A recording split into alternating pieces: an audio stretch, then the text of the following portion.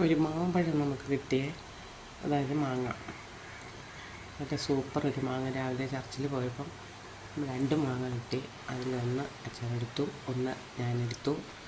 പിന്നെ അതിങ്ങനെ നല്ല തൊലിയൊക്കെ കളഞ്ഞ് നല്ല വൃത്തിയാക്കി കഴുകി വെച്ചിട്ടുണ്ട്.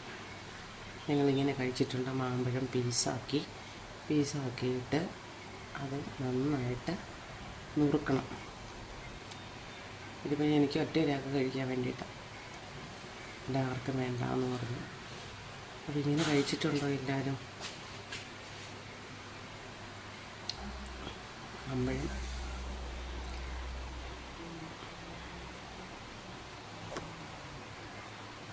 സൂപ്പർ മാമ്പഴം, മൽഗോവ മാമ്പഴം. ചുമ്മാ പറഞ്ഞ കേട്ടോ, മൂവാണ്ട മാങ്ങ അതൊരെണ്ണം ഇങ്ങനെ ചെത്തി നന്നായിട്ട് പീസാക്കി ഞാനിങ്ങനെ വെച്ചിട്ട് അതിനകത്ത് ഉപ്പും മുളകും ഇട്ട് സുന്ദരമായിട്ട് കഴിക്കും. എൻ്റെ വീഡിയോ കാണുന്ന എല്ലാവരും എന്നെ സബ്സ്ക്രൈബ് ചെയ്ത് എനിക്ക് ലൈക്ക് ഷെയറും ഒക്കെ തരണേ.